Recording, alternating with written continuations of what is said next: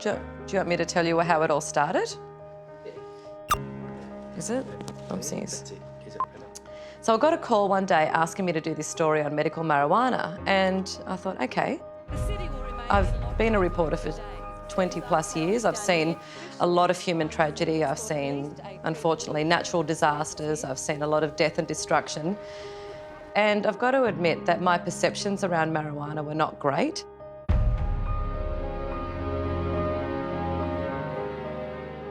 But I went into this story and I never expected it to change my life as profoundly as it did. I went to Tamworth and I met a 24-year-old boy called Dan Haslam. And he was not your typical 24-year-old.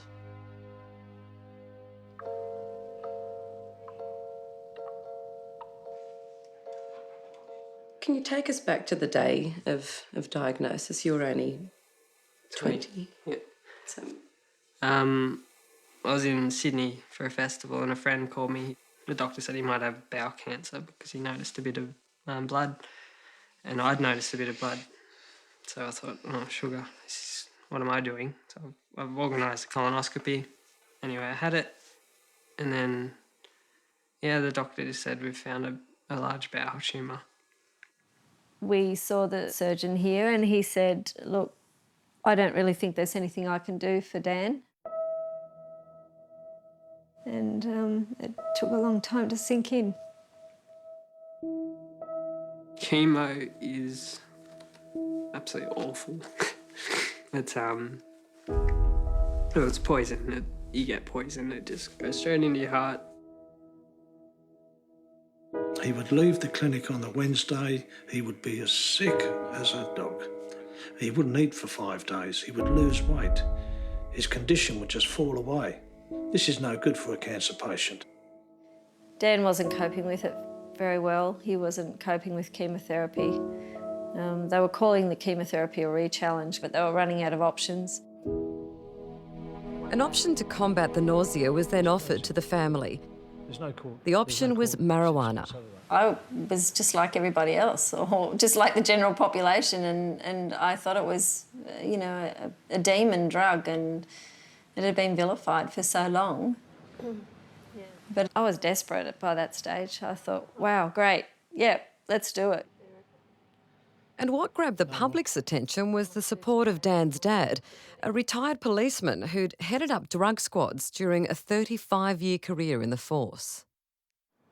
As soon as he was introduced to cannabis, he had a smoke before he went to the clinic. He wasn't sick. He had his chemo. We went out that evening. We had steak and eggs. That evening, I can't believe it. And a smoke. That's all we're talking about here. It was as close to a miracle as I've ever seen.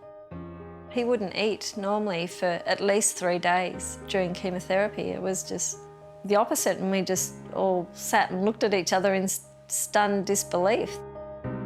I still get the side effects. Yeah. I still get the ulcers and the upset belly, but I'm not sick. I don't burn my throat. I don't lose weight. I don't spend days in hospital. So it's changed my life. I think the first time I ever tried to smoke, when I finally thought I'd give it a go, I ended up lighting my moustache on fire. I just cough, I splutter, I make everything about it just look so uncool. Yeah, it's a big learning curve. When we came out publicly in the local paper, it was like a domino effect, really. All of a sudden, you'd open the paper and here would be a story about the local mayor supporting you, the deputy mayor, all of the councillors, then the local police superintendent, which was huge. Yeah, the first thing I thought was, wow, you know, like, surely this can't be that simple, I thought, you know, that there's something that, you know, both Lou and I prosecuted people for many, many years. I had no idea that cannabis could be used for medicinal purposes in the way that I've now learned that it can be. And hearing about Dan's story, and that's what changed it for me. So it changed your entire perception? Yeah, almost overnight. We're not making this up. We're not pulling it out of the sky. You're basically doing what any dad would do. Yeah, Right? absolutely. It was like this little ripple effect was getting wider and wider and wider, and right at the middle of it was Tamworth, which was a really conservative, you know, very straight kind of conservative country town. And what it did was quite extraordinary. It opened up a huge amount of compassion for the issue, but it also opened, I think, the way for a lot of Australians to finally have some courage to tell their story. And one by one, we started to see that. We started to see this huge picture emerging. It wasn't just for pain relief. And Dan ended up becoming this unbelievable catalyst for the rest of the nation. We're not trying to end the ban on recreational drug use, we're just trying to get it treated as medicinally. We were considered criminals in our own country for just trying to care and love someone. I'm calling for all the other cancer patients and carers that have been emailing me. Be strong and help. I don't like this. I don't like the media attention. Now we just need some other people to get in there and help me along because I'm struggling a bit. And I don't want to feel like a crook for it. And I don't want all the old cockies up at oncology that are just, they don't want to break the law, but they're suffering. I want them to be able to go and treat themselves and help themselves and help their families, not watch them just die and suffer. It was Dan's story to start with, but I think that was the turning point. It now was Australia's story, really. And the story literally took on a life of its own.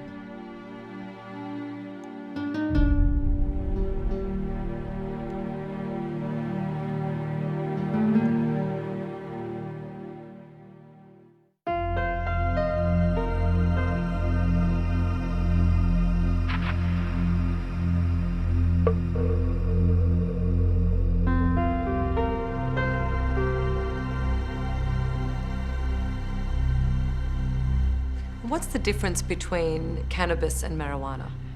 Well, marijuana is really a contrived name. Cannabis is really the botanical name. And marijuana was the name used by the Mexicans and was the name that the Americans stuck to it. And indeed, they even spelled it two ways. They spelled it with the American H and with the Spanish J. So they're a bit ambivalent about it, but it really is a contrived American name that derives from that period. The use of marijuana for medical purposes is not a recent phenomenon. Its origins date back 5,000 years. It was first introduced to Western medicine in 1841, when cannabis resin was successfully used by a physician to treat a child's convulsions. And for most of the 1930s, American pharmaceutical companies sold extracts of cannabis as medicine, until it fell under a blanket of drug prohibition law. In the 1920s, American physicians wrote 3 million prescriptions a year that contained cannabis. In 1937, there were 28 over-the-counter preparations that contained cannabis. I mean, cannabis was widely used medically up until about 60, 80 years ago. It fell out of favour, it became illegal and fell out of the armamentarium of treatments that doctors have available to them. How would you describe the difference between recreational cannabis and medicinal cannabis? Well, it's actually simpler than people think. Recreational cannabis is designed to help people get high. A whole bunch of different compounds in the plant cannabis. The compound that recreational consumers chase is tetrahydrocannabinol or delta-9 tetrahydrocannabinol or THC. The plants which are bred for recreational consumption are either hydroponically grown or indeed genetically bred for THC levels above 20%. And this ain't the weed that your mama smoked. This is a very different product. The product that we want has a much higher concentration of CBD and a much lower concentration of THC. The product is known as cannabidiol.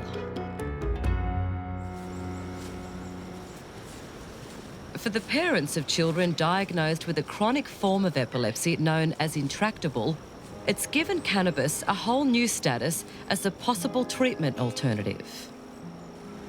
Daisha first started getting seizure activity when she was about 3. And from there, it just began to spiral out of control to the point we were finding her unconscious and not breathing in bed. The nighttime seizures were probably the most important ones because they were the most dangerous. She wouldn't have a huge tonic-clonic seizure through the day. What's that A exactly? tonic-clonic's when they're full jerking, the whole body's moving. Dacias were unique that she wouldn't actually get one of those until she'd fall asleep.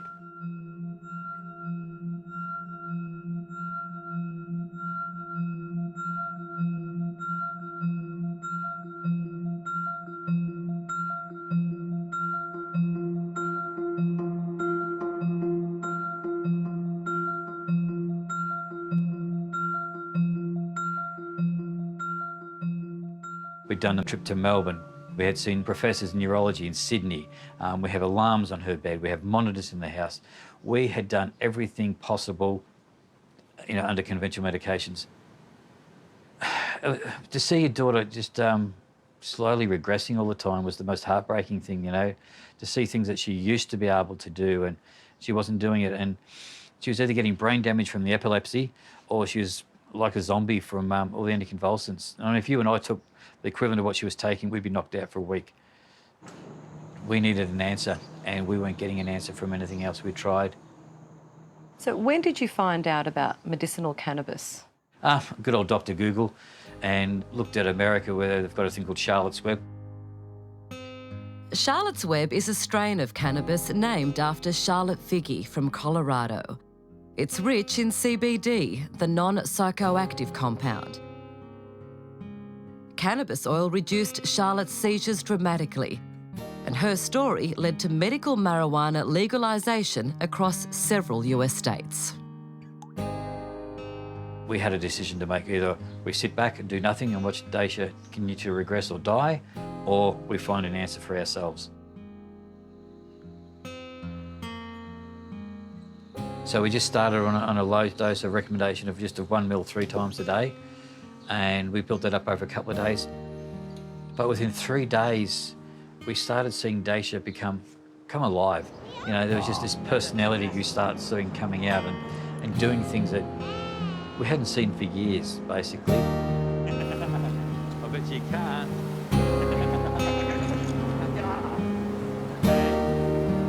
What else? Let's go find some yellow shells or some pink ones. Or what about that purple one up there? Dacia, this way. Oh, I can see purple ones.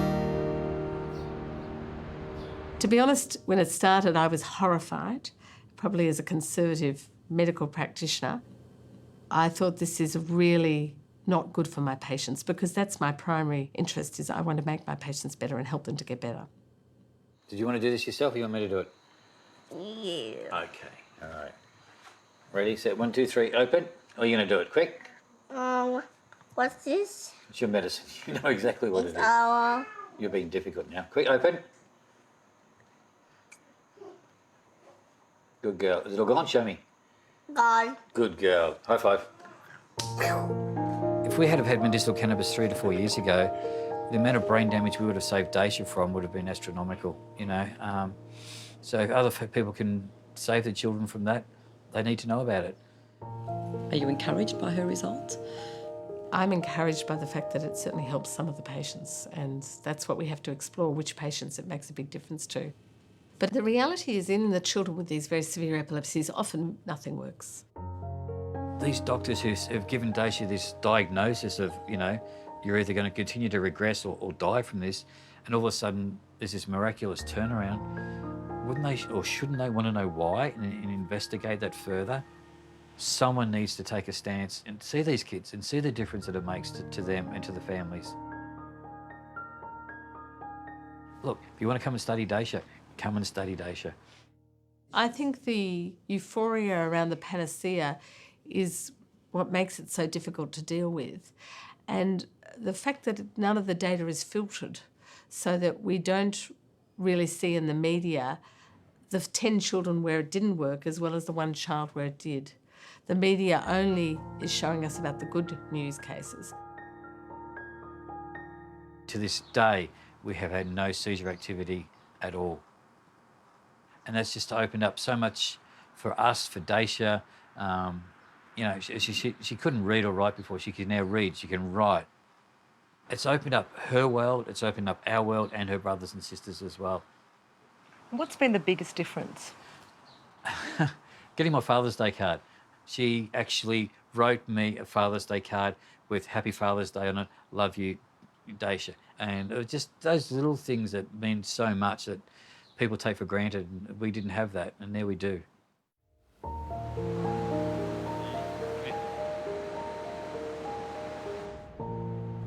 In your time as a specialist, have you ever seen anything outside the existing paradigm and medication that's given receive this amount of attention?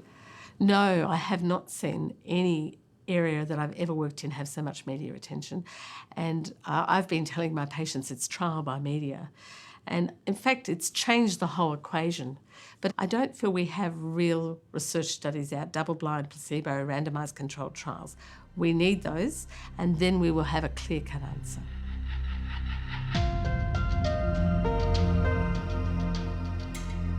As a physician, if medicinal cannabis becomes available in a way that's different to the current model, we'll have to be the implementers, the prescribers for cannabis in this situation. And that's terribly important. We prescribe safely and effectively. And that's where the data are so thin or even lacking. The problem probably is that there is not a lot of information that's widely available on this. One does have to go digging for it. And that's not accidental. One has to emphasise that any research in cannabis has been effectively blocked for the last 100 years. But research in cannabis in the US remains difficult. It's still classified as a Schedule I substance. In this category, it's both illegal under federal US law and considered to have no value as a therapeutic agent.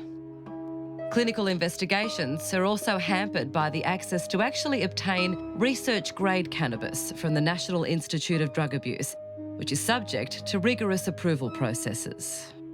The National Institute of Drug Abuse has, number one, lied, and number two, distorted the science, and number three, they don't fund science that shows the medicinal benefit of cannabis. The good folk at NIDA in the United States have spent a long time producing studies that merely demonstrate the harmful aspects of cannabis.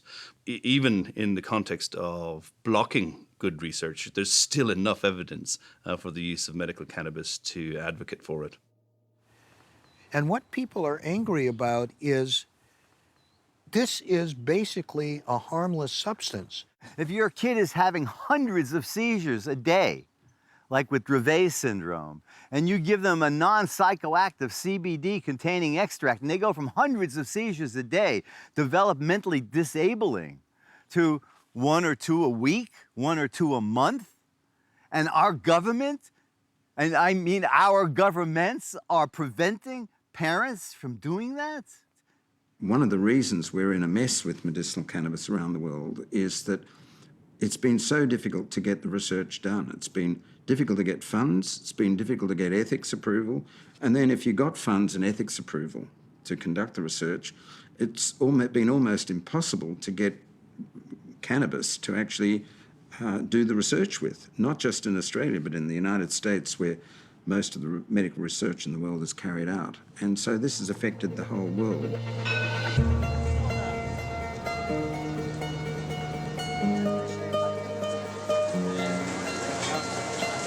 One place where research has been quietly carried out for decades is Israel, and more specifically, Jerusalem.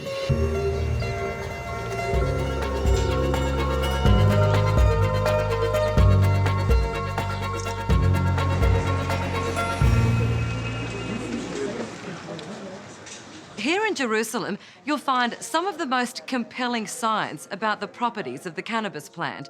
And it's largely due to the pioneering work of the man who's come to be known as the godfather of medicinal cannabis, Professor Raphael Mechoulam. Because of his findings, this ancient medicinal plant has a new life. Professor Mechoulam began studying cannabis at a time when nobody else in the world was, in the early 1960s. His start was an unconventional one. We got some cannabis from the police, 5 kilos of cannabis. They were very nice. They broke the laws and we broke the laws. It turned out that they were not allowed to give us the hashish and I was not allowed to take it. So if this had happened in the States, I would have ended in prison, but Israel is a small country, so I went to the Ministry of Health, who are in charge of these things, and said, I apologize, I won't do it again, I'll go through you. Within months, his work was noticed by the world. Famously, he discovered the only psychoactive compound in the plant, THC. He was also the first scientist to discover what would come to be recognised as another significant compound, CBD. For almost half a century, his work was funded by US grants. They never interfered with what I was doing. I had to apply, of course, and tell them what I'm doing and why it is important, but they never interfered. They were very, very liberal with the research my lab was doing. That's how I was able to do research with cannabis for almost 50 years. Now, morphine was isolated from opium about 200 years ago, and cocaine was isolated from coca leaves 150 years previously. And yet, the structure of the active compound or active compounds in cannabis was not known. There were a few others that turned out to be very interesting. Another one was cannabidiol, which is a major one, and the compound does not cause any side effects. The compound does not have psychoactivity. Completely innocuous compound, if you wish. The next step was learning how cannabis reacts to the body's own system. And the professor and his team found it was through 2 cannabinoid receptors. In other words, our body responds directly to the plant. Researchers dubbed these receptors CB1 and CB2. CB1 receptors are expressed mainly in the brain. CB2 receptors mainly in the immune system. And people will know about CB2 a lot in the next 20, 30 years. It's sitting there doing not much, but if needed, it all of a sudden starts, it's produced in much larger amounts, and it is a protective mechanism of our body. Collective work on the plant has led to the most significant discovery of all, an integral part of our body's physiology, known as the endocannabinoid system. It turns out that this may be extremely important, very important in human disease states. Do you think the majority of people understand this? Well, I hope that the physicians will understand it. So why aren't there clinical trials to support this research? Well, it's very complicated. The regulations are such that one needs a lot of backing, and there is a lot of background knowledge in the cannabinoid field, but one needs also a lot of clinical trials. Clinical trials cost a lot of money. And as the pharma companies are not doing that, there is nobody to do it.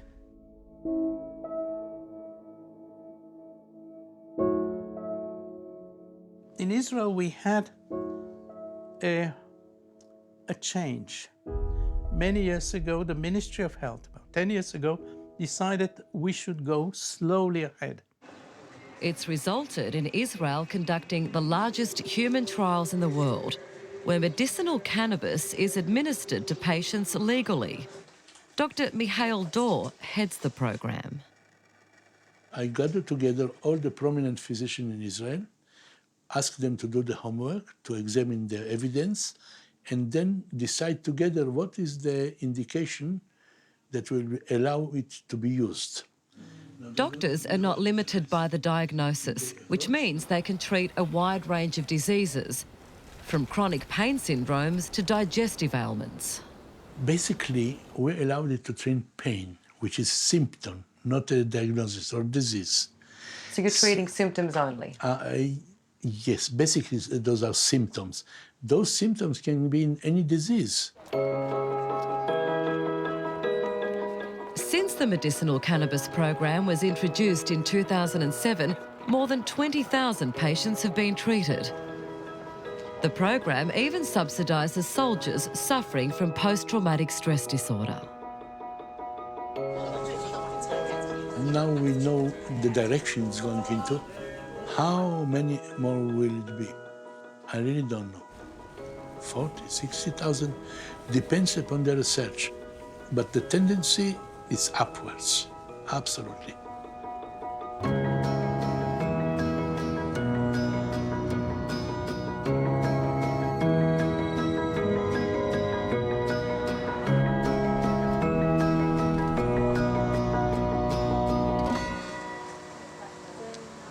Across Israel, a number of licensed farms have been established to grow specialised strains of cannabis targeting specific ailments, from Tourette's syndrome to epilepsy and even neurological conditions such as multiple sclerosis. The first and the largest of these farms has been set up here in Israel's north. It's called Tikkun Olam. In Hebrew, it means healing the world.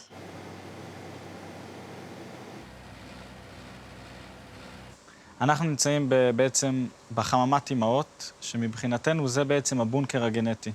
כל הגנטיקות שלנו בעצם נמצאות פה, וכל הריבוי שאנחנו עושים הוא מתחיל מפה.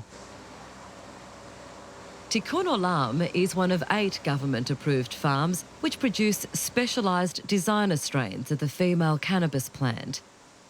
It's these plants which contain the medicinal properties of cannabis. What we need is to check every plant or every plantation, how much of every ingredient is inside.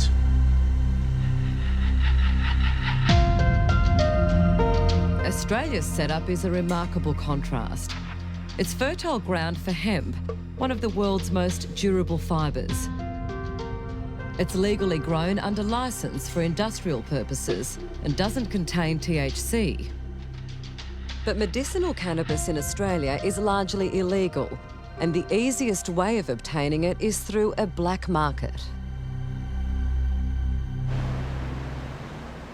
One of Australia's most controversial cannabis oil producers to the black market is former doctor Andrew Catalaris. The main reason he was deregistered in 2005 was that he refused to stop recommending and supplying cannabis to patients. I've been working with medical cannabis for now 25 years. I really became involved because of the failure of the hospital-based medicine. I was working in a hospital, a tertiary referral hospital, and became very aware of the shortcomings of the allopathic drugs, the opiates, and the other drugs used in chronic pain. How many children would you estimate that you're currently treating? I'm treating about 24 children currently, and that's only for lack of material. I could certainly multiply that by orders of magnitude if we had more material. One of Andrew's biggest success stories has been Daisha. In some of them, it's nothing short of dramatic.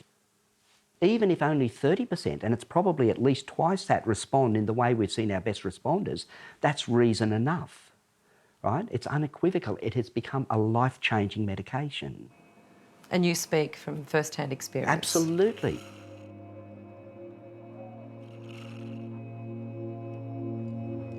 Were you ever scared about giving her the oil? At first, the thought of it, I was like anybody, is my daughter going to get high?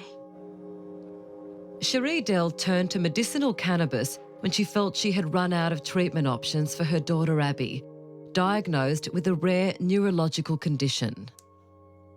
When she was 8 months old, we got a diagnosis of CDKL5. Basically, the kids that have the condition can usually never walk, talk or feed themselves, and they have uncontrolled seizures, low muscle tone, possible scoliosis. Most of them are legally blind due to cortical visual impairment. And they didn't know what was going to happen with her, how long she had to live, you know, yeah. And then on top, the seizures that could take her at any moment as well. That was a seizure then? A small one, yeah. That's nothing compared to what they have been. How does it feel relying essentially on a black market? Horrible. At any minute, I could run out of her cannabis and potentially lose her. It shouldn't be that way. These kids need this. It's not something that we want. It's something that she needs to live. If she doesn't have it, she'll more than likely die. But even for parents who've had success with the oil, their single biggest worry remains being forced to access a product they have no way of identifying. I have lots of concerns, especially this year where it has become more mainstream and it's more in the media, that there are a lot more backyarders jumping on the bandwagon and selling people who are desperate, you know, some type of oil, whether they're getting the right oil or anything else, they don't know. And I've heard of cases like that where, you know, been sold canola oil. This troubles me greatly, the unregulated market that we live in, and that patients are being sent cannabis oil, but nobody knows which compounds are in it, how much THC there is in it, how recently it's been tested. It should be on the regular market so it can be properly regulated so that it's not on the black market, because it's when you have things on the black market that you get the quality control issues. It's the quality control issues which have led some parents of children with epilepsy to take matters into their own hands and set up grow rooms in their own homes.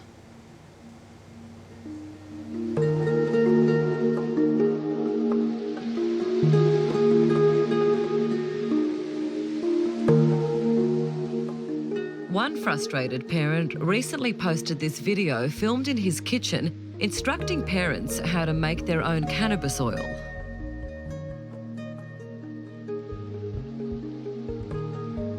Even so, growers say there are still many people who rely on them for help. Now, this is a cannabidiol tincture, and a cancer patient would use this for controlling metastasising cancers or also for bone cancer. This is very, very effective. This is a sativa.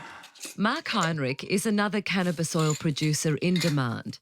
The majority of people he's contacted by are cancer sufferers.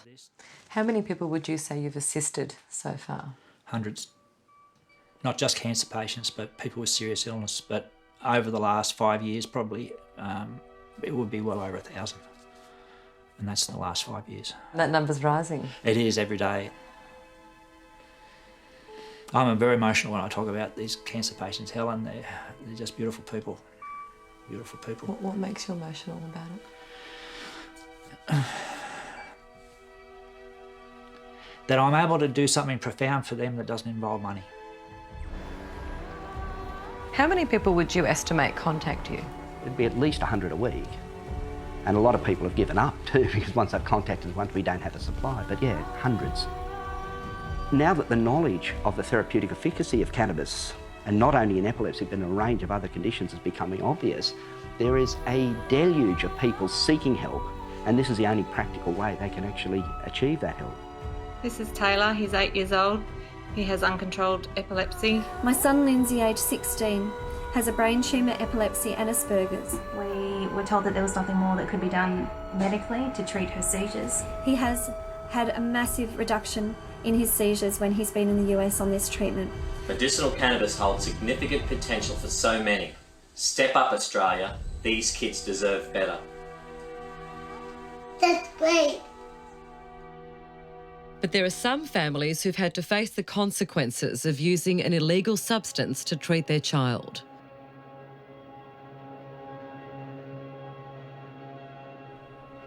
Are you all right, Beth? Cassie and Rhett Batten were inspired to speak out about using the cannabis oil to treat their epileptic son after Dan Haslam shared his story to a national TV audience. I don't want to cry in there, but I can't stop crying. But shortly after, they were raided by police and their entire supply of cannabis oil seized. Oil they say was dramatically reducing their son Cooper's seizures. It took 6 months before they were cleared, thanks to a change of government and a new Victorian Premier who issued an exemption on behalf of the government. Around the country, the raids continue. What the political masters have to understand is that a month is a long time for someone with intractable epilepsy, a year is an eternity, and 5 years is a death sentence. Remember, they die at a rate of 15% a year. 1 in 7 children with intractable epilepsy die as a result of that disease. This isn't a disease where the clock stands still, it marches on, and we have to keep up with that. There might be some people out there that perhaps have a more cautionary approach to treating children, because it is a grey area in terms of the medicine around it. What would you say to them? It's only a grey area here. I mean, if you look overseas to Israel and other places in Europe and America, they've been doing it for, I mean, especially Israel, they've been doing it for a long, long time. So it's only a grey area here, and it's only a grey area because they make it a grey area.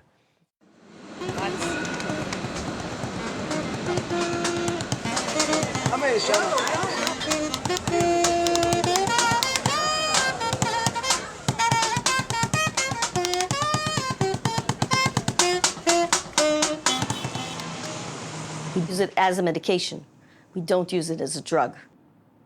I look at it as another medicine. Professor Tali Lerman-Segui is the head of paediatric neurology at Wolfson Medical Centre at Holon, just south of Tel Aviv. It's one of 4 hospitals in Israel involved in medicinal cannabis trials treating childhood epilepsy. There's no parent that I haven't been able to convince that this would be the right step for their child. And I have very orthodox patients. So even in the Orthodox world where you can't even talk about, marijuana, they're ready to give it to their children. What we explain to the patients, and the parents, of course, is that the only side effect that we see is drowsiness. And it's also only in the beginning, and after they get used to it, it goes away. And that it's not psychoactive, it doesn't cause hallucinations, it doesn't cause them to be high, and it has medical logic. הוא היה בן 4 חודשים. הוא פרקס בבית, ואז הגענו לתל השומר לבית חולים, ואז עשו את כל הבדיקות, וגילו שיש לו אפילפסיה. הוא היה ממש נופל, ומקבל מכות בראש, מכות ממש, סימנים כחולים, ולפעמים גם היה בורח לו ממש הפיפי, הוא היה מאבד שליטה על הסוגרים. ואז יאלי קיבל התקפים, הוא יצא מרוב תרופות, הגוף יצא מהשליטה, והיה יומיים שרק של התקפים, הגענו לטיפול נמרץ, 5 ימים היינו בטיפול נמרץ. When he started using the cannabis, did you have any results from it? הוא התחיל לפני חודשיים בערך. התחלנו במינול של טיפה, ולאט לאט אנחנו מעלים טיפות. הגענו כבר ל-20 טיפות בלילה ו-13 טיפות ביום. הוא מאוד קשוב, הוא מאוד ערני. הדיבור מאוד השתפר. יש לו קשר יותר טוב עם הסביבה ועם אנשים סביבו, הוא יותר שקט, הוא פחות אנרגטי, אבל בלילה כשהוא ישן עדיין יש לו כמו התכווצויות כאלה, אבל גם הרבה יותר טוב, יש שיפור מאוד יפה עם יאלי. יאלי! אתה רוצה שהוא יבוא ליאלי? It's a new boy. It's new יאלי. Wow. You must be very happy. Yes, I'm very happy. But עכשיו, we need now in the night. So still at night, there's seizures? Yes, but in the day it's very good. Every different kind of seizures, I've used it. And what I found is that you can't predict. You can't say it only works on one kind. It can work on any kind of epilepsy or not. So we're learning as we go. It's not a wonder drug. It's not what is called the magic bullet. It doesn't treat all epilepsy. I don't want parents to think that this is a cure of their child's epilepsy. It's not. It works, but it works like another medication. So I would consider it another medication for epilepsy that should be offered early because it has so little side effects. הוא משהו חדש, הוא פשוט ילד חדש. יותר קל גם איתו לתקשר, לעבוד איתו, ללמד אותו דברים חדשים.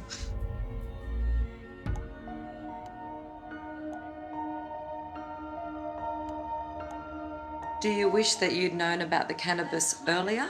כן, הייתי מאוד שמחה ולהפסיק לו את כל התרופות שהוא מקבל, כי יש להם המון תופעות לוואי. אנחנו גם עכשיו מנסים ללחוץ שהורידו לאט לאט התרופות הרגילות, ושנשאר רק עם הקנאביס.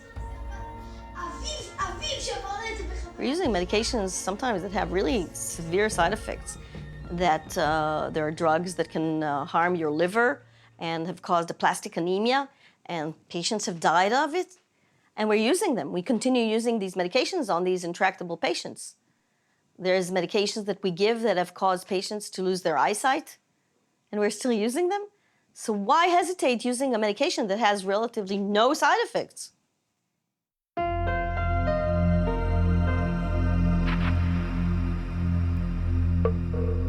There's a public debate, an important debate about medicinal cannabis. Certainly, I'm advised by the experts, many patients who try this is medicinal cannabis now for pain, often find the side effects a real problem. You know, their mental changes, etc.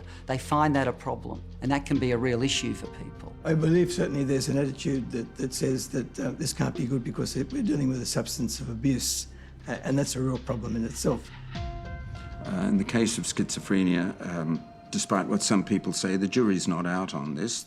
There are reputable researchers who say that there is a clear risk of schizophrenia, but there are also others who say that there isn't a risk or that the risk is very small. The reality is that cannabis is a very safe preparation if used in modest dosage. According to a UN report, Australians, along with the United States and New Zealand, are the world's greatest users of cannabis per head of population. But one thing is for sure, as cannabis consumption has been increasing, schizophrenia hasn't been increasing. The link between schizophrenia and cannabis use is the most contentious part of the medicinal cannabis debate. Large volumes of research have been dedicated to the issue over the years, and one common conclusion is that frequent use of cannabis between the ages of 15 and 25 can lead to psychosis or an unmasking effect, aggravating existing schizophrenia, particularly on the developing brain of young males. But the evidence is largely based on heavy cannabis abuse over a long period, which typically involves high levels of THC. Medicinal cannabis is generally only administered twice a day and contained to a modest dosage, compared to the amount used by a recreational user. And they can titrate the right dose for them. That is, they can work out when they've had enough cannabis to relieve their symptoms, but not too much to get unwanted side effects. What is interesting about a lot of the evidence regarding the harms of recreational cannabis is that some of the more rigorous and intimidating studies, which are true and real, come from the last 10 years. The last 10 years has seen a very well-documented and well-accepted rise in the quantities of THC in the cannabis that's being marketed in recreational cannabis. And so one has to assume that, many of the problems that we're seeing, particularly with regards to psychosis, are associated with the higher THC strains of cannabis, which just wouldn't figure in the treatment of medical problems.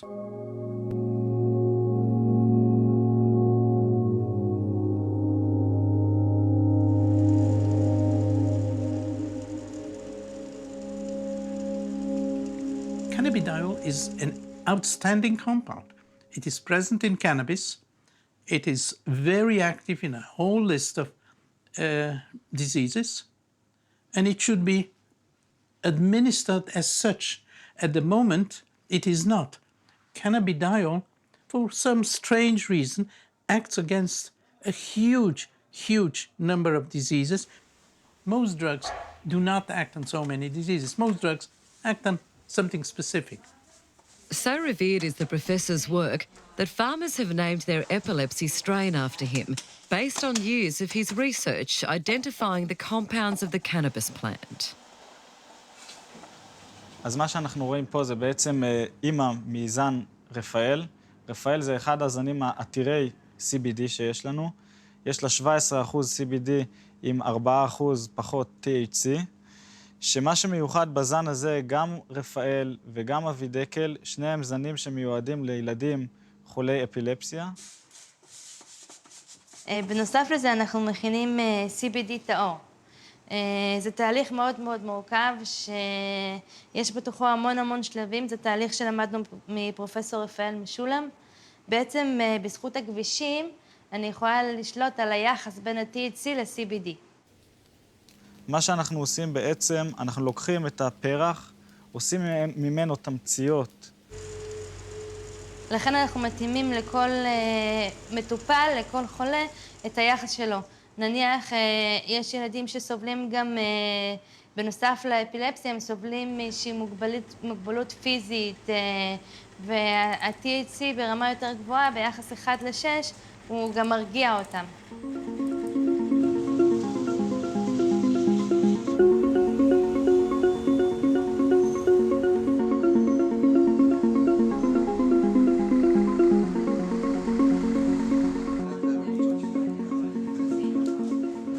main patients that we treat are chronic pain that have not been responsive to other medication and have been treated for over 2 years in a pain clinic. And the rest are cancer patients. And this treatment is not for the cancer itself, it's for the palliative care.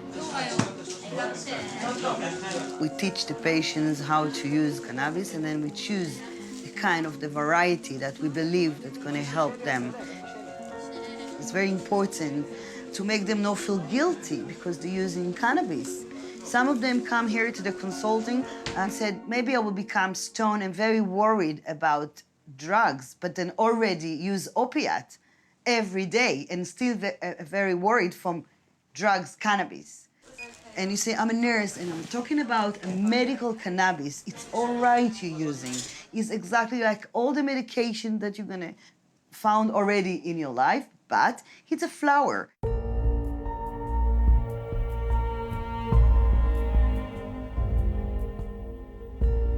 One of Tikkun Olam's patients is Elza Efrati. She suffers from a painful condition known as spinal stenosis, a compression of the spinal cord.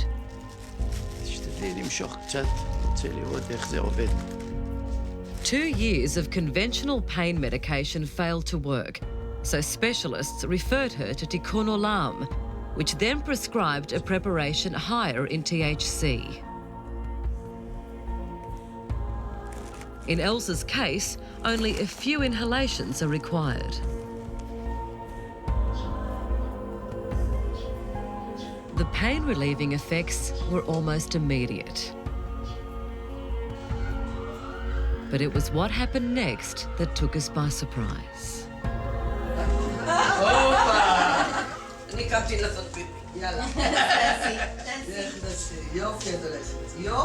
Oh, so she can get up. You're kidding. That's what a difference it makes. No, in she can do everything. So your wife is dancing now. She's dancing. So that's a big difference, right? She used to be under agitation. She used to scream. Nothing, any tablets he tried, never helped to her until the cannabis. That's why he continued to say, look, all these kinds. So your wife used to take these? Doctor, give this. Another doctor, bring this.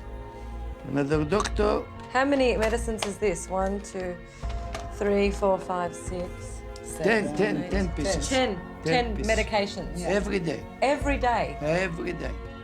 Cannabis, 10 minutes. 10 minutes. Until it's worked. 10 minutes, 15 minutes. She succeeded. He said it's from God. He said it's present from God.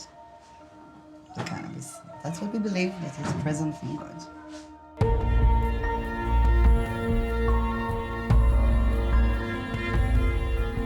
I can still feel heat, I can still feel the cold, I can still feel the pain. Most of my body, but I'm paralyzed. I can't move from the neck and down, only a little bit my head. Yeah. Yedidia Kanouf also travelled a similar path with opiates. They proved ineffective after a time and came with unwanted side effects. 24/7 I was thinking about death, and it was strong. It was very strong, and they were difficult to handle with it. So I went back to the doctors, and I told them that the opiates are not doing so well for me.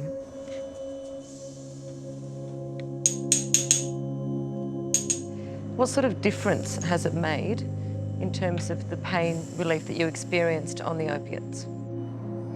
It's very different, because when I used to take the opiates, it numbs the pain, but also it numbs you. I was just sitting at home, lying in bed in front of the TV, not motivated. But if you take cannabis, it makes you happy, it makes your appetite. You want to go out, you want to go to a restaurant, you want to go meet your friends. It's a different change, a huge change before I took the pills and then took the cannabis. So for me, it's It's like a different world, you know. A symptom of Yedidier's paralysis is a spinal reflex which results in uncontrolled tremors. I start feeling the effect about a minute after I take. It takes about 15 minutes to feel the full impact and the full... After 15 minutes, I'm relaxed. Yeah.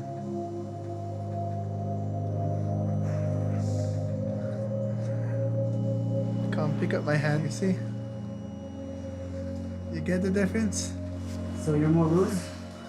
My body, if I waited 5 minutes more, my body will be fully relaxed. You understand the difference? If I don't take this, just a little touch of me, all my body spasm. I shake like this. And after I take it, I can touch my body, I can take a shower relaxedly.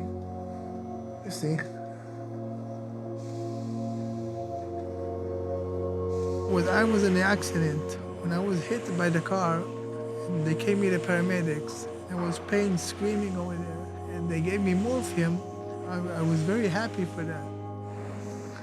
Now I'm happy more that I can take the cannabis that doesn't make me the side effects.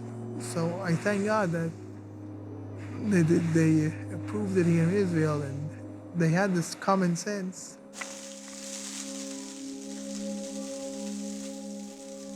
It should come to the receptors that are in the brain.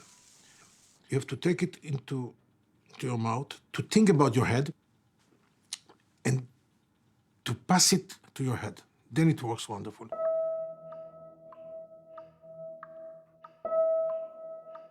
Cancer patients on chemotherapy or in the terminal states need everything we can do to help them or enjoy the last days or to overcome chemotherapy side effects. You know, I see how they suffer, and if I can help some of the sufferer, I did my job. And in Israel, you led the way. Sure. Did you have to be courageous to do that? No, empathic. Just empathic, yeah. Not courageous. Wasn't a difficult decision for you? No, it's not a difficult decision. No, I'm not the patient. I'm sitting in the right place of the table. It's not treating cancer, but if a cancer patient who cannot eat, who cannot sleep, gets the cannabis, he eats better, he sleeps better, and it improves his whole life. So it's not treatment of cancer, but it is really, really helpful to those patients. Improving quality of life. Quality of life, and maybe a little more, because if he gets a good nourishment and he sleeps good, his whole disease maybe is progressing less.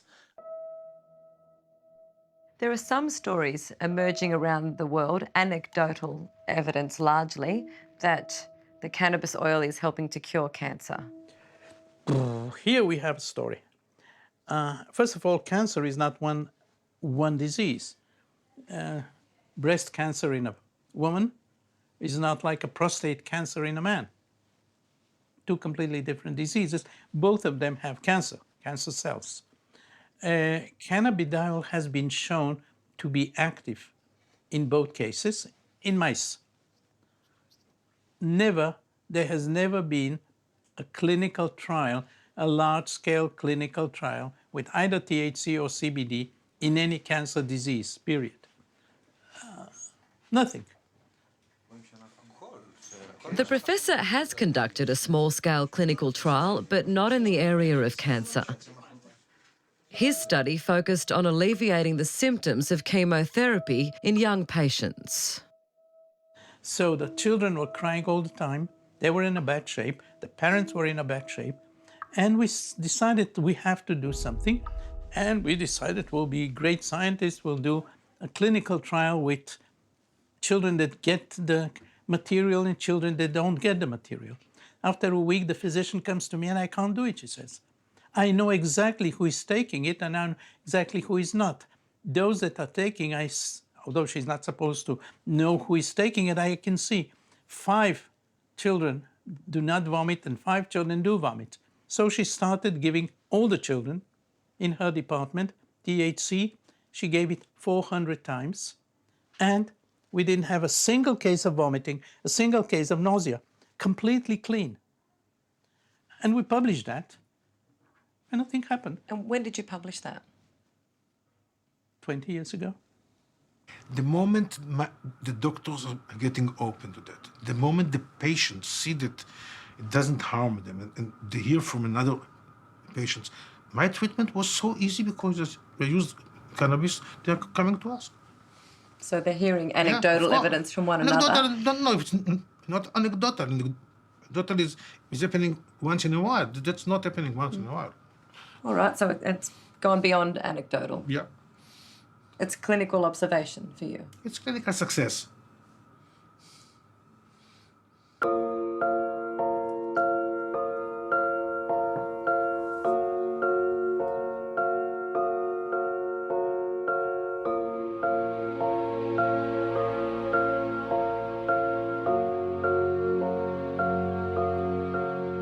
What's it like before and after?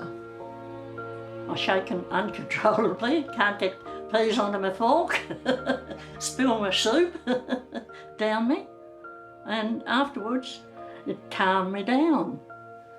And I've even taken to knitting and sewing again. So it really has a noticeable improvement for you? Ah, vast, yes. I was a victim of a car accident in which I suffered multiple broken bones, including a fractured skull. I take 4 prescription drugs. Painkillers? Yes. So you were introduced to cannabis tincture. What were you hoping it would achieve? Relieve my need for the medication. And at the moment it looks like doing that. She's doing everything that they said that she wouldn't do, from smiling, rolling over, holding her head for short periods of time, you know, body weight bearing. That's one thing that they said she'd never do without a standing frame, and she did it the other day. So it's really amazing. Like, she's alive. She's not just a body anymore. The worst of this illness is the pain. It's like, I can talk about it now because I haven't got it, right? Because now I'm on the oil. But it's like somebody hitting you with a sledgehammer. And now I haven't got a mountain tall enough to stand on, to scream to the world.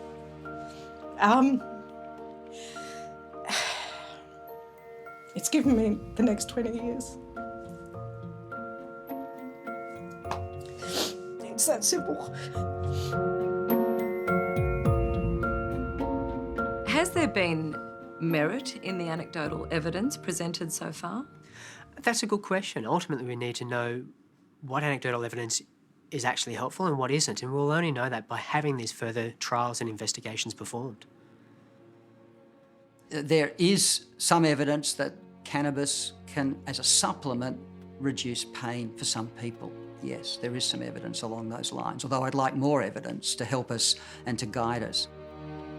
We have over 100 randomised controlled trials on medicinal cannabis. Now, I find the evidence overwhelming, as Laurie does, overwhelming that this is an effective drug for many symptoms, certain conditions. I'm at a loss to understand how some senior doctors, senior academics can say there's no evidence that it's effective and that it's highly dangerous. Frankly, I think that's nonsense. It would be wonderful if the information available was sufficient already, but one of the credos of a doctor is do no harm. And at the moment, we don't know for certain that the cannabidiol will not harm the child's brain. Take the epilepsy example. Smoking the raw plant of cannabis actually makes epilepsy worse, and it's a well-documented fact around neurologists around the world. But when we start to look at some of the anecdotal evidence, they're looking at the parts of the plant, but also the different delivery mechanisms, such as vaporising it or oil-based products, which is very different to smoking it. So we want to know what's going to be the best answers. In terms of epilepsy, though, I don't think any of the children do smoke it. They do ingest the oil themselves. So there's a difference. And that's exactly right. But we know that we need to be smarter about how we approach all of this and get the right answers to get the best outcomes.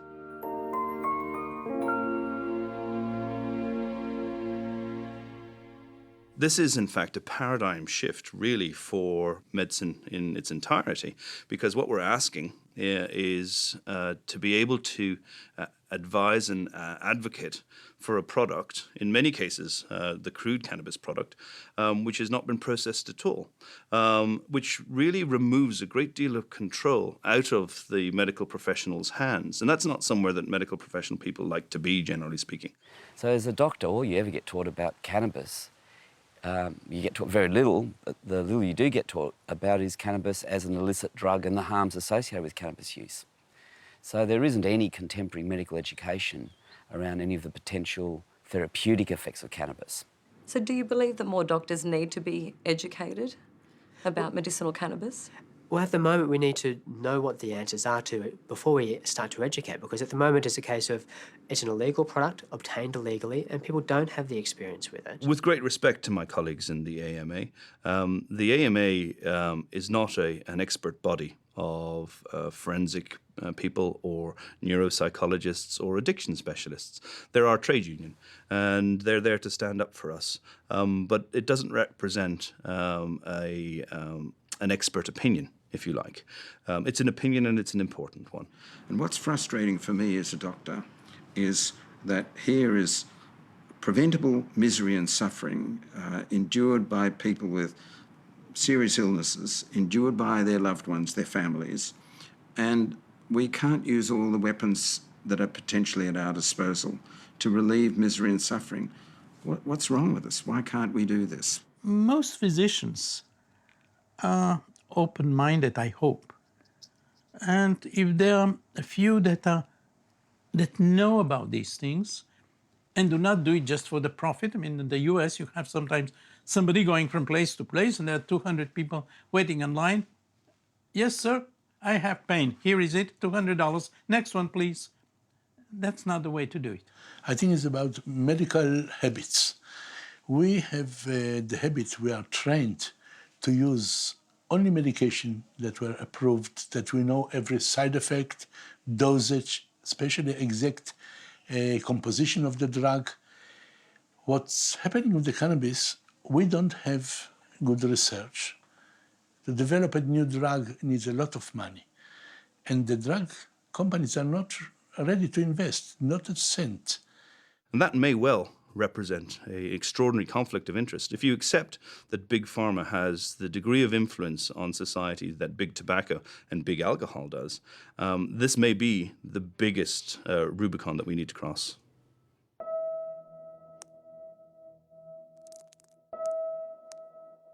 We've got so much faith in what we're doing, and the people that are supporting us have got faith in us as well, so... I got an email a couple of days ago about an Australian woman who moved to America because her young boy's got a brain tumour.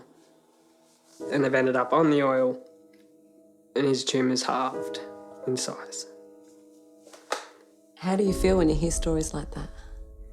Like, I know I don't have a brain tumour, but still, it's hope.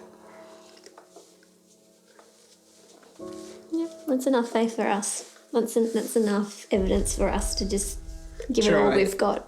Yeah. Yeah.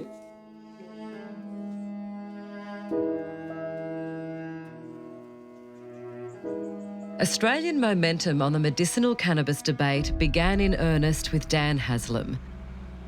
And within weeks of his story airing, his mother Lucy was compelled to coordinate the country's first ever symposium on medicinal cannabis, determined to educate families who may find themselves in a similar position. Welcome. There you're up there. She was backed by the state's premier. What was it that moved you about their story? You could see the eyes, you could see the pain, you could see the difference. There was a determination and assuredness that this was making a difference to them. And very well welcome. friends, I encourage you today to think big. And I know that some will have differences or difference of opinion or will argue that the government's not doing enough or not moving fast enough. And I say to you, we'll continue to push. Cannabis allows individuals to be independent of the medical system, which has largely failed them for decades, and really we have to look at cannabis as an independent medicine as well as an allopathic medicine. So what I want to share with you are the underpinnings for everything else that you hear. You know, there's a reason that cannabis works and the reason that it is, and it's not simply because somebody said it should be there. The patients need to apply with the recommendation of a specialist to the Ministry of Health that usually issue or does not issue a license to use cannabis. The changing attitudes that are going on in the U.S., which are not too dissimilar from the changing attitudes that you've seen here in Australia in the last 6 months. It's been really wonderful, and you know, I'm really proud that this has happened like this. This is exactly what I envisaged. It was amazing. And it's just so nice when people come up to you and there's sort of not actually words. They just hold your hand and look in your eyes and, you know, and you can see that there's words that want to come out that won't, and you know that that person's got a story and they're just saying thank you with their eyes. And there was lots of that. It's not about money. It's not about, you know, which side of the law you're on, because we've got both here. It's just about working together to help each other out. So it's the best thing. And so thank you all.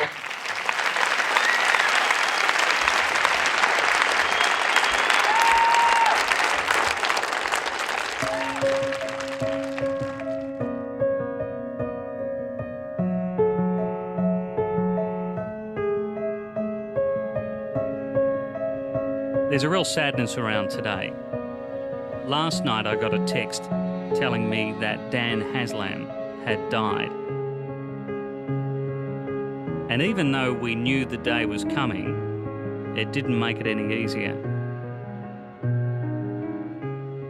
Dan Haslam was an incredible bloke. A lot of people get the chance to change the world, but not many people take it. But he took it. We come here today for a celebration of Dan's short life. We were overwhelmed, all of us, the nation was overwhelmed. He sought to alleviate the suffering and pain for those who may be enduring what he was enduring is an extraordinary act of selfless courage. So he told his story and he pushed the government, and with his mother Lucy really shook this place up. They wanted other people to get the benefit of medicinal cannabis without having to break the law. We're here to hug you, but most importantly, we're here to continue that journey with you. The journey has a long way to go, and we'll march very quickly and as hard as we possibly can. So, with hundreds of other people today, I'm heartbroken that the cancer finally won. But not before Dan Haslam's story was told. I will miss him every minute of every hour of every day, and in his honour, I will continue his legacy to reduce the unnecessary suffering of thousands of fellow Australians. Thank you.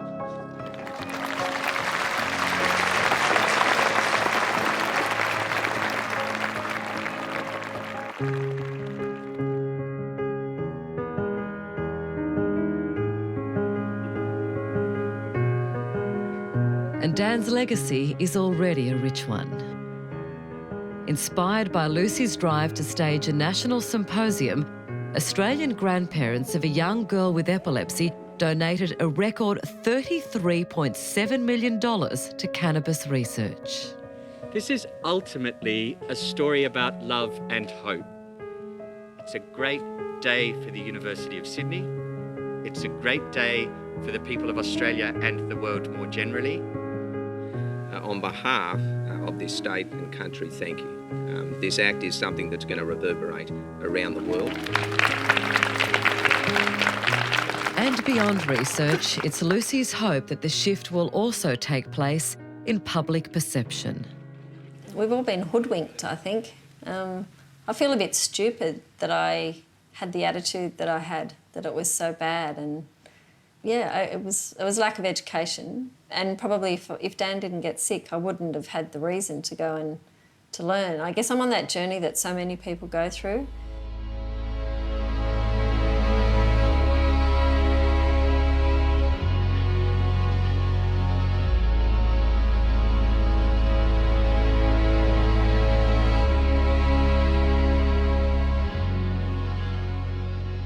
How much of this is wrapped up in stigma?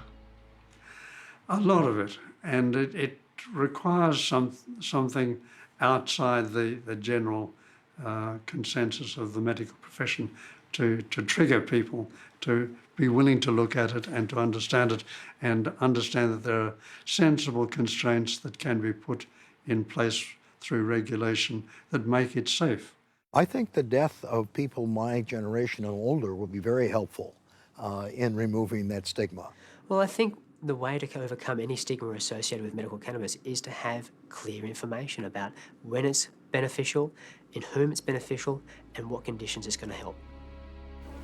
Unfortunately, we are a conservative profession, and we do take ourselves sometimes very seriously, sometimes overly seriously. In a world where fewer and fewer resources are being devoted to looking after patients, and our budgets are being constantly cut back, it is important that we earn the respect that has been traditionally afforded to us as doctors and stand up for patients across the board, including involving issues that may not be overly palatable to our profession.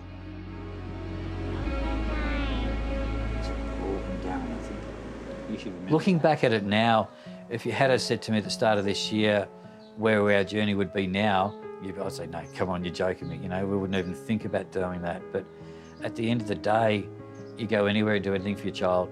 You go and get an opiate, you know, and that's legal, but it's lethal. And you can give that to a child. But yet you can't give something that's non-psychoactive and it's not reacting in her except for making her better. I think that's ridiculous.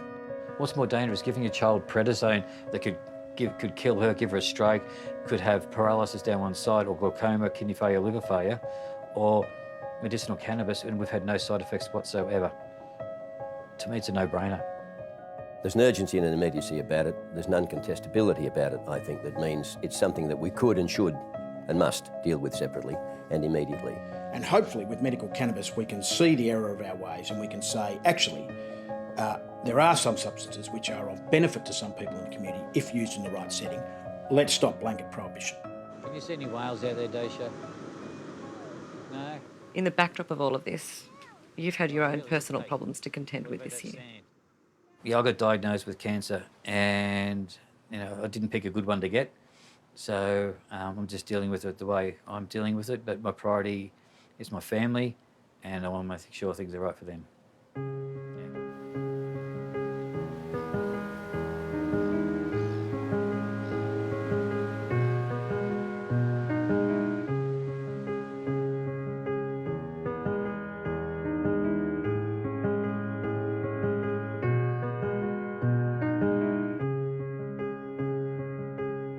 How do you feel knowing that your son's actions are most likely bringing about an enduring legacy? I'm very proud of him, but it's just, there's not a lot of joy there. This is a sad battle, really.